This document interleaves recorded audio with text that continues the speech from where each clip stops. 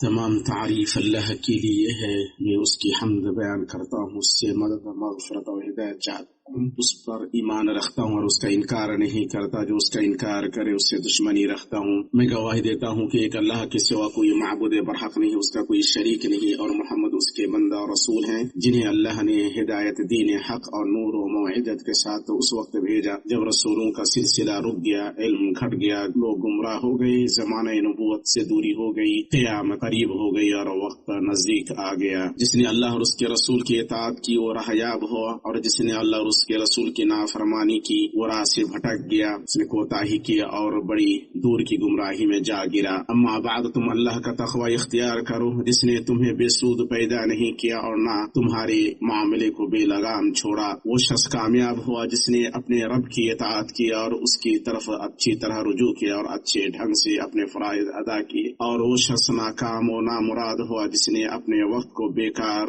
گنوایا اور اپنی عمر کو طاعت کے زیور سے آراستہ نہیں کیا۔ لوگوں، چونکہ انسان لا محالہ اس دنیا سے دار آخرت کی طرف منتقل ہونے والا ہے، اس لیے رب العالمین نے اپنے بندوں کی طرف انہی میں سے رسولوں کو بھیجا تاکہ وہ انہیں اس گھر کا تعارف کرائیں جس کی طرف وہ منتقل ہونے والے ہیں، اور انہیں وہ راستہ بتائیں جو اس تک لے جانے والا ہے۔ اللہ تبارک و تعالی نے اپنے رسول محمد صلی اللہ علیہ وسلم پر قیامت کے واقع ہونے، پوری دنیا کے فنا ہونے اور اس کے بعد دوبارہ زندہ اٹھائے جانے سے لے کر ہر انسان کے اپنے منزل تک پہنچنے کا مختصر مگر واضح اور تشفی بخش بیان نازل کیا ہے۔ اللہ تعالیٰ نے فرمایا، اور وہ کہنے والوں میں سب سے سچا ہے، اللہ کا فرمان ہے، اور سور پھونک دیا جائے گا، بس آسمانوں اور زمین والے سب بے ہوش ہو کر گر پڑیں گے مگر جسے اللہ چاہے۔ پھر دوبارہ سور پھونکا جائے گا، بس وہ ایک دم کھڑے ہو کر دیکھنے لگ جائیں گے، اور زمین اپنے پروردگار کے نور سے جگمگا اٹھے گی، نامہ اعمال حاضر کیے جائیں گے، نبیوں اور گواہوں کو لایا جائے گا، اور لوگوں کے درمیان حق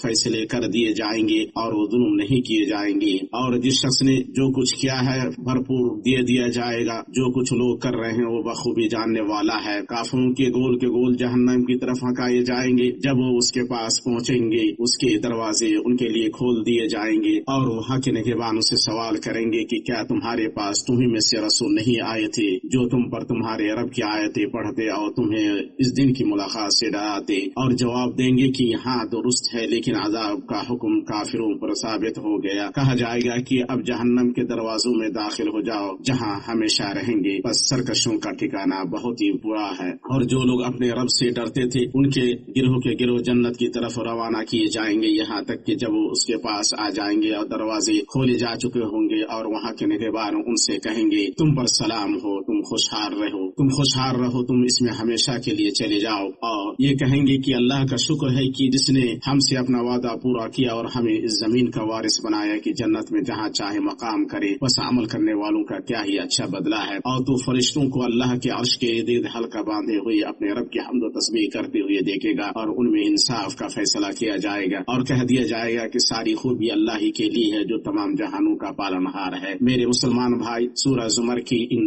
آخری آیت پر غور کرو، ان کے مطالب کو جانو اور اللہ کی عظمت اور اس کے کمال قدرت پر غور و فکر کرو، تاکہ تمہیں یقین ہو جائے کہ اللہ ایک اکیلا اور بے نیاز ہے۔ اس نے نہ جنا اور نہ جنا گیا، اس کا کوئی ہمسر نہیں، وہ زندہ جاوید اور کارساز ہے، اس کا نہ کوئی شریک ہے، نہ مددگار اور نہ وزیر، بلکہ تمام مخلوقات اس کے قبضے میں اور اس کے قہر و غلبہ کے نیچے ہیں۔ وہ انہیں دیکھتا ہے، ان کی بات سنتا ہے، اور ان کے راز اور سرکشی کو جانتا ہے۔ اس لیے اے مسلمانوں، جائز نہیں کہ تم اپنے اور اپنے رب تعالیٰ کے درمیان کوئی واسطہ وسیلہ بناؤ، وہ تم سے تمہاری شہرت سے بھی زیادہ قریب ہے۔ اللہ تعالیٰ اپنی مخلوق سے الگ اپنے عرش پر مستوی ہے، اس کے مثل کچھ بھی نہیں، اور وہ خوب سننے دیکھنے والا ہے۔ مسلمانوں، تم اللہ کا تقوی اختیار کرو، اپنی امیدوں کو صرف اللہ سے باندھو، تمام معاملات میں اس کی پناہ لو، اور تمام حالت میں اس کی عظمت و قدرت کو ذہن میں رکھو، اس سے مدد اور ضرورتوں کی تکمیل مانگو کہ اسی کے ہاتھ میں چیزوں کی تقدیریں اور آسمان اور زمین کے خزانے اور ہر چیز کی کنجیاں ہیں۔ اللہ کے سوا تمام چیزیں اللہ کی ملکیت ہیں، لہذا اس کی طرف بھاگو۔ مخلوقات اپنے لیے نفع نقصان کے مالک نہیں سوائے اس چیز کے جو اللہ چاہے۔ اللہ لوگوں کے لیے جو رحمت کھول دے اس کا کوئی روکنے والا نہیں، اور جو رحمت روک دے اس کے بعد اس کا کوئی بھیجنے والا نہیں، وہ غلبہ حکمت والا ہے۔ تم اللہ سے ہدایت اور توفیق مانگو، اس کے سوا کوئی ان کا مالک نہیں۔ اے اللہ، تو ہمیں ہدایت دے اور ہمیں ہمارے نفسوں کی برائی اور ہمارے برے اعمال سے بچا۔ اے اللہ، ہم تجھ سے تیرے نبی محمد صلی اللہ علیہ وسلم کی شفاعت مانگتے ہیں، تو انہیں ہمارا شفیع بنا۔ اے اللہ، تو ہمارے لیے قرآن عظیم میں برکت دے اور اس کی آیت اور پورے حکمت कैसे फायदा पहुंचा। मैं अपनी ये बात कह रहा हूँ वाली अल्लाह से अपने लिए, आपके लिए, तमाम मुसलमानों के लिए हर गुनाह की मगफरत तलब करता हूँ। तुम उससे मगफरत तलब करो, बेशक वो बड़ा बख्शने वाला मेहरबान है।